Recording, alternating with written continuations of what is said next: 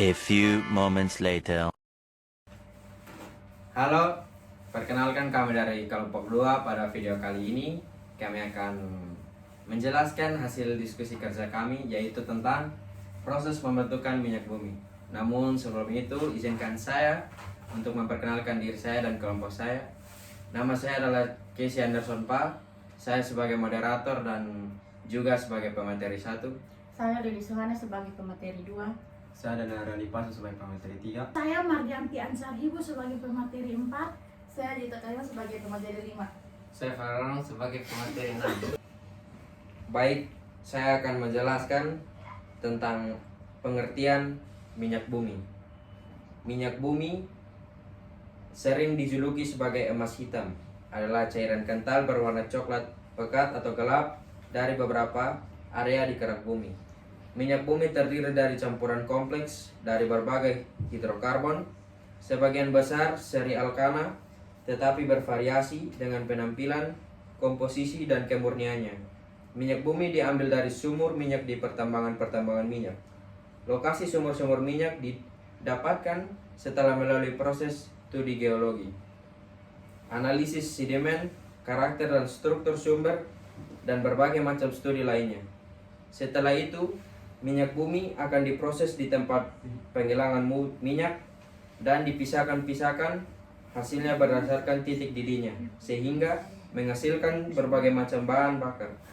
Melalui dari bensin dan minyak tanah sampai aspal dan berbagai reagen kimia yang dibutuhkan untuk membangun plastik dan obat-obatan. Minyak bumi digunakan untuk memproduksi berbagai macam barang dan material yang dibutuhkan manusia. Sekian dari hasil penjelasan saya tentang pengertian minyak bumi. Terima kasih. Kemudian proses pembentukan minyak bumi bermula dari jasad renit, kemudian terbawa air sungai bersama lumpur, lalu diproses jutaan tahun, kemudian berubah menjadi bintik minyak dan gas, dan terakumulasi di batuan pedak sehingga menjadi deposit minyak bumi. Teori pembentukan minyak bumi ada 3. Yang pertama ada teori biogenetik atau organik. Minyak bumi dan gas alam terbentuk dari beraneka jasad organik seperti hewan dan tumbuhan yang mati dan tertimbun endapan pasir dan lumpur. Endapan lumpur ini menghanyutkan senyawa pembentuk minyak bumi dari sungai menuju ke laut dan mengendap di dasar lautan selama jutaan tahun. Akibat pengaruh waktu, temperatur dan tekanan lapisan batuan di atasnya menyebabkan organisme itu menjadi bintik-bintik minyak ataupun gas. Teori yang kedua, teori anorganik atau abiogenesis. Minyak bumi terbentuk karena aktivitas bakteri. Unsur seperti oksigen, belerang, dan nitrogen dari zat yang terkubur akibat aktivitas bakteri berubah menjadi zat minyak yang berisi hidrokarbon. Yang ketiga, teori duplex menggabungkan teori biogenetik dan anorganik yang menjelaskan bahwa minyak bumi dan gas alam terbentuk dari berbagai jenis organisme laut baik hewan maupun tumbuhan. Akibat pengaruh waktu, temperatur, dan tekanan, maka endapan lumpur berubah menjadi sedimen. Jadi saya akan menjelaskan mengenai proses pembentukan minyak bumi. Minyak bumi terbentuk dari pelumpukan berbagai macam sisa-sisa organisme seperti tumbuhan, hewan, dan jasad-jasad yang sudah tertimbun dalam dasar lautan bersama lumpur selama jutaan tahun lamanya. Proses pembentukan minyak bumi.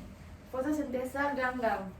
Pembentukan minyak bumi terjadi secara alami yang dihasilkan oleh ganggang merupakan biota terpenting dalam menghasilkan minyak bumi. Apabila sudah tidak bisa melakukan fotosintesis, maka perlahan-lahan ganggang akan mati dan membentuk batuan induk. 2. Pembentukan batuan induk. Batuan induk terbentuk karena ganggang yang sudah mati mengendap di cekungan dan bisa menjadi batuan induk. 3. Pengendapan batu induk. Batuan induk terkubur di bawah lautan selama jutaan tahun dan tertimbun oleh batuan sarang. Batuan sarang umumnya terbentuk dari batu gamping, pasir maupun batu vulkanik yang tertimbun bersama dan terdapat ruang berpori. Semakin lama, batuan lain akan semakin tertekan ke dalam sehingga suhunya akan semakin menambah. 4. Proses akhir. Tahap terakhir adalah tahapan perubahan karbon yang bereaksi dengan hidrogen dan kemudian membentuk hidrokarbon. Hasilnya dari perubahan inilah yang kemudian menghasilkan minyak mentah. Meskipun bentuknya berupa cairan, akan tetapi fisik minyak bumi mentah jelas berbeda dengan air. Salah satunya adalah dari berat jenisnya dan kentalnya. Kekentalan minyak bumi mentah lebih tinggi dari air, namun berat jenis minyak bumi mentah lebih kecil dari air.